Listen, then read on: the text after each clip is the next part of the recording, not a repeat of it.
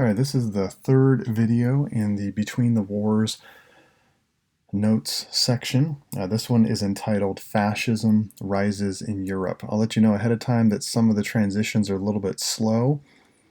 I have a suspicion that either I have zoomed in too far beyond the program's capability, or as we go over some of this information that is a bit uncomfortable, even the program itself is having a hard time relaying information. I'm not sure which one is the actual answer, but I'm pretty sure it's one of those two. All right, you can see that we've looked at the condition of the world in between World War I and World War II. These are the two predominant European leaders that rise up in the post-World War I Europe, and they rise up to become dictators of their nation, and they use a type of government that's called fascism. So for the purpose of definition, if you look at your vocab terms, the first one is fascism. Fascism is a form of government that is a dictatorship. It uses totalitarianism, militarism, and nationalism to achieve its goals. And you put all those three things together. It is the opposite end of the spectrum from no government. So when you get into government in 12th grade and you see there's a sort of like a chart, and you can determine which area you fall in terms of what size of government you think is appropriate. On one, fascism is one of the ones on the extreme with the most controlling type of government that exists. So fascism, and that was implemented by several leaders. All right, different fascist leaders led their countries a little bit differently. Both of these two individuals, Hitler and Mussolini, didn't lead exactly the same way, but there were some characteristics within the way they ruled and things that they promised. So first of all, what they promised is they promised to revive the economy, because we looked at how depressed economically the world was between the wars. They also tried to satisfy the public's need for vengeance by promising to punish those responsible for hard times. Different countries had different ideas of who that was. And they were also going to restore order and national pride. And so these are touching points that a lot of politicians rely on, but fascists are able to jump on people's preconceived emotions, maybe even people's preconceived prejudices, and promote a national agenda instead of an individual agenda. And so it's something that resonates at the right times. All right, things they had in common. Let's do them two at a time. So most fascist leaders, depending on, regardless of what country you're talking about, preach an extreme nationalism. Most leaders want you to be proud of the country that you're in, that they'll be representing, but this is extreme nationalism. Like, you matter a lot less than the overall work of the nation.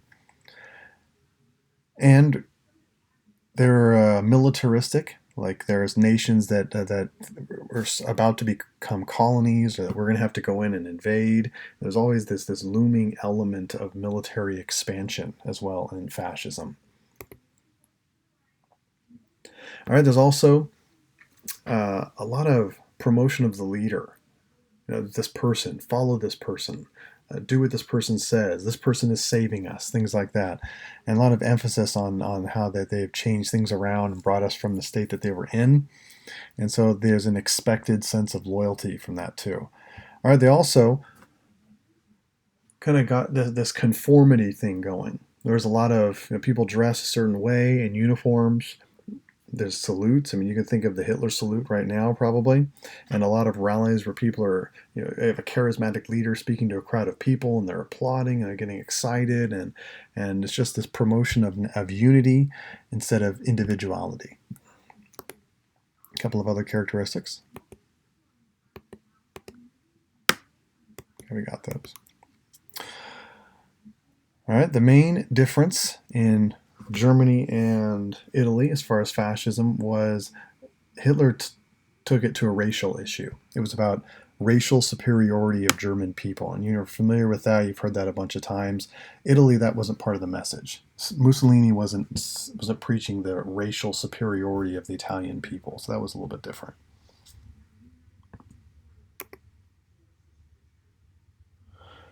All right, these are some of the background of what Italian people were frustrated about after World War I. Right, the fact that, if you remember the question from the World War I test, One of the countries that was upset was Italy because they didn't feel like they got the land that they were hoping for being on the winning side of World War One. Same thing that happened in Germany is inflation and unemployment. And their government that existed in Italy, just like Germany, didn't seem like they had any solution that would fix the problem that was going on in people's lives. And so Italians were ready to turn to an individual, maybe an extreme individual, but because things were so desperate, people were so desperate, they were willing to sacrifice their own individual rights for a leader that would promise change. All right, a couple of things here. We're going to jump around a little bit, come back to 5 in a second. So I am skipping 5. All right, Mussolini was able to orchestrate an overthrow of the Italian government where he marched on the capital and the government was weak, and he basically just did what Napoleon did and did a coup of the government. And so Nazis looked at that example and were really impressed by that. And they also tried to overthrow their own government with the same, hoping to have the same result in Germany that happened in Italy.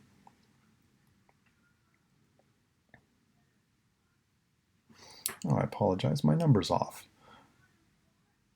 So this is, even though it says 7, this is actually 5. So this will be answer to question 5. Forget that. 5, Germany had to overrun the Treaty of Versailles, and that was one of the goals of the Nazi Party, and combat communism. So for 5. And they looked at, like I said, to Italy as a model for how that would happen.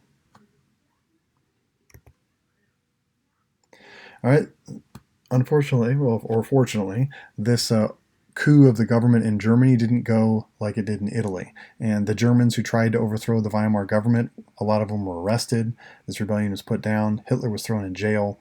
While he was in jail, he wrote a book called Mein Kampf, which is German for My Struggle, and continued to gain popularity amongst the German people even while he was in jail. A couple things he said in his book. This is where it's going to get a little bit slow. I think it's ironic that the platform starts to work slowly when we're talking about what was in Hitler's book. But 3 things he asserted in his book while he's in jail in his failed attempt to overthrow the German government. So Germans were the master race. That is one thing he said in his book. Germans were the master race. It's also important to keep in mind that the Nazis, as they started off, were not this group that was promoting racial superiority. They were just one of several political parties that existed in Germany in between the wars. He also stated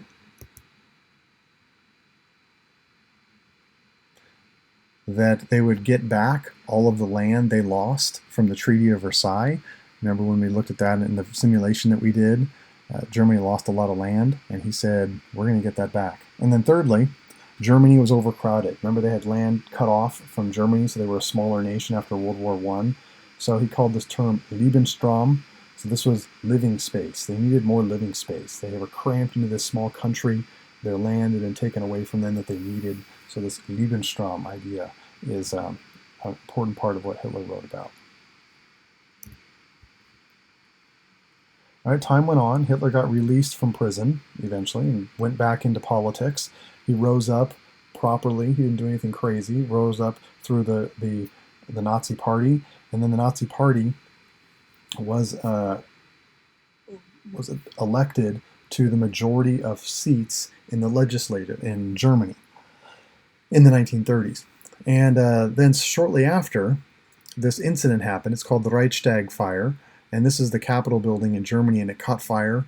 And the Nazis used this event as an excuse to show, look how weak our government is, that our Capitol building got attacked and burned down. They can't even prevent things like this. Now, a lot of people feel like it was the Nazis that started this fire as a way to discredit the government, but it was used as like an example to the public. You can't trust this government. You need to put us in charge. And eventually that's what happened. Hitler was appointed chancellor, and then once he was appointed chancellor, he just took over. And when he took over, he implemented a couple of groups that would oversee what was going on in society. And group number 1, you had the SS on the left here, which is Hitler's personal guard, the SS. And on the right here, you have the Gestapo. See if we can get those images a little closer. So the SS was Hitler's personal guard. also responsible for a lot of the things that happen in concentration camps. And the other group that was supposed to filter through the population and make sure people weren't speaking out against the government or saying things they weren't supposed to or finding and identifying enemies, those individuals were known as the Gestapo, which will load here temporarily.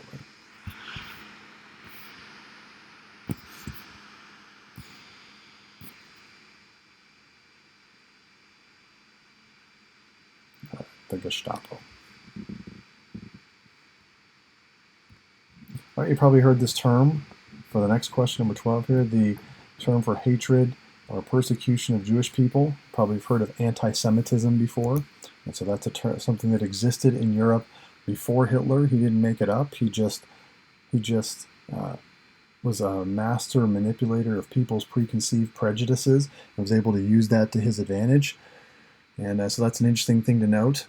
You know, the isolation and persecution of a group of people usually starts based off of people's preconceived prejudices that already existed. And then you have a charismatic leader who can come and unite all those things together and rally people against a group that they're already prejudiced against.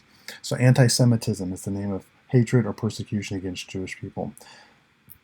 And the type of persecution that eventually resulted in concentration camps didn't start that aggressively. It started much more simple. It started with words and, again, preconceived prejudices toward a group of people. But how it manifested itself in the early going under the Nazi German government was this particular event here.